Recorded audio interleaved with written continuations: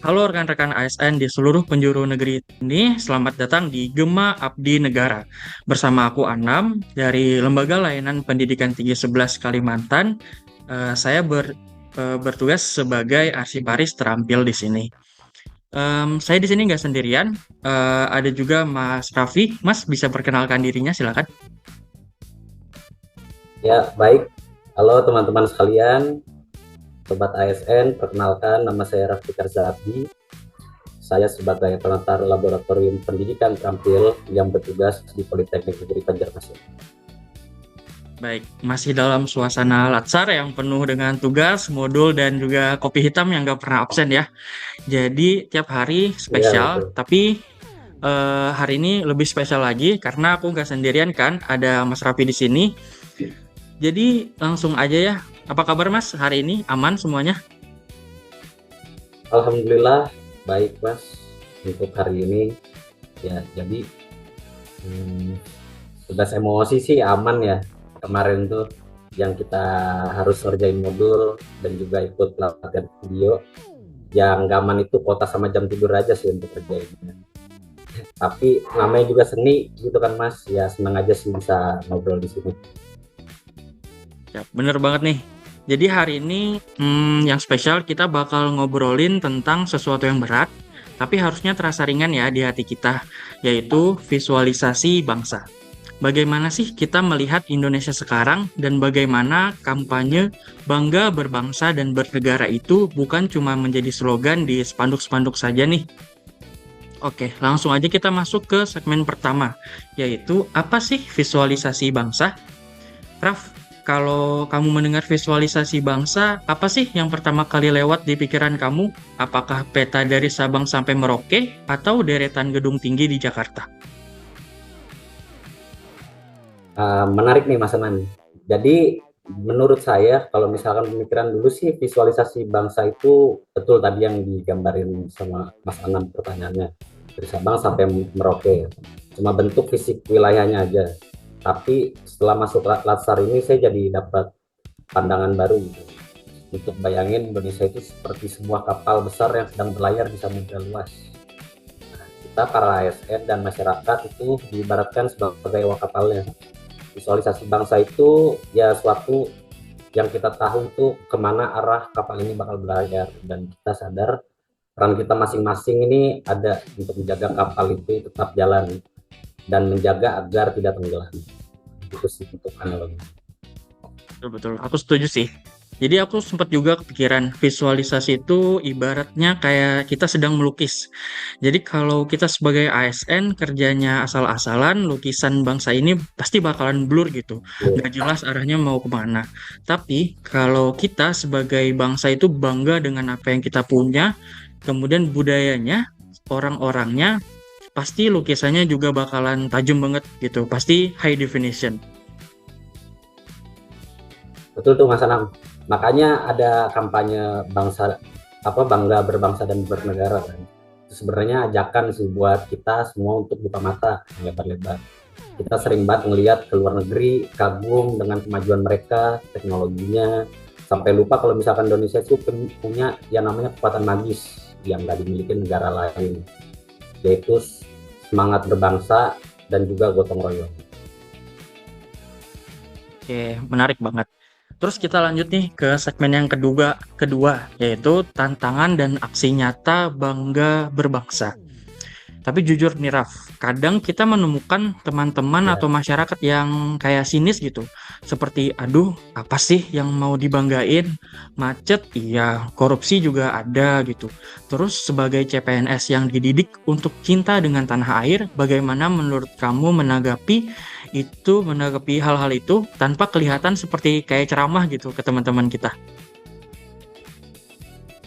nah tantangannya sih itu ya Mas Anam. Jadi tantangan itu tadi yang bisa dibilang apa? Cinta tanah air itu dia nggak boleh buta juga ya. Maksudnya itu nggak boleh buta itu kita jangan terlalu ekstrim dan juga nggak boleh pesimis. Ya kita harus fleksibel gitu lah. Aku selalu percaya sih Mas dengan konsep small win. Ya. Small win itu kita tidak perlu langsung bangun jembatan antar pulau. Bangga berbangsa itu sederhana, kita bangga memakai batik saat rapat itu udah termasuk cinta tanah air ya, dari hal kecil gitu. Atau lebih memilih belanja di UMKM tetangga, itu juga kita udah support cinta tanah air kita, daripada barang impor yang cuma menang mereknya aja kan gitu ya. Dari hal-hal Benar-benar, kecil itu sih tumbuh cinta tanah air. benar banget. Benar, aku juga ngerasa bangga bernegara itu artinya kita menjaga integritas ya. Saat kita dapat tugas di kantor, Ya kita betul. selesaikan tepat waktu tanpa menunggu disuruh gitu. Itu udah jadi bentuk visualisasi bangsa yang disiplin gitu. Karena bangsa yang besar itu kan pastinya merupakan kumpulan gitu dari individu-individu yang disiplin juga gitu. Nah, iya betul tuh. Satu lagi sih Mas, di zaman digital seperti sekarang ini kan cara kita memperlihatkan identitas bangsa ada di ujung jari kita gitu. Ya maksudnya gimana? Gimana kita menceritakan Indonesia melalui media sosial, dari jari-jari kita mengetik, atau apakah kita hanya mengeluh kah? Atau kita perlihatkan keindahan dan potensi daerah kita gitu. Itu adalah bagian dari kampanye bangga berbangsa juga gitu. Ya bijak dalam menggunakan digital. Benar-benar. Lanjut nih, kita ke segmen yang ketiga lagi. Harapan untuk masa depan ASN. Gak kerasa udah di tengah obrolan juga, Raf. Kalau kamu disuruh bikin satu kalimat visualisasi nih buat Indonesia 10 tahun ke depan, gimana sih kira-kira bayangan kamu gitu? Bayanganku sih ya untuk visualisasi ke depannya itu aku membayangkan Indonesia ini yang berdaulat secara digital dan bermartabat secara budaya. Jadi maksud tuh kita maju teknologinya, tapi anak-anak mudanya tidak lupa cara cium tangan orang tua atau cara gotong royong.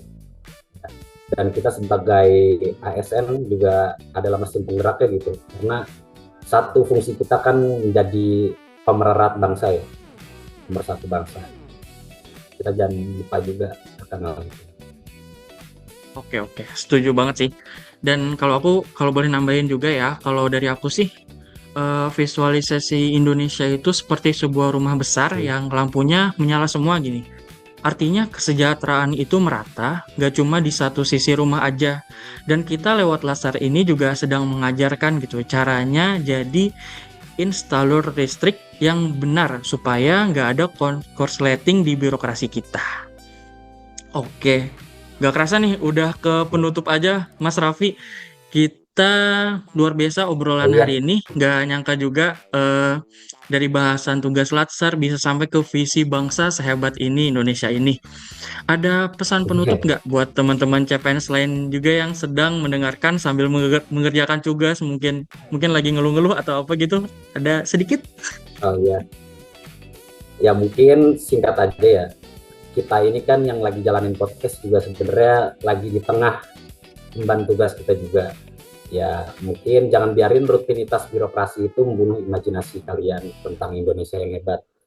Tetaplah jatuh cinta pada negeri inilah setiap hari. Meski lewat hal-hal kecil seperti tadi menggunakan batik atau membeli jajanan tetangga gitu, brand-brand tetangga.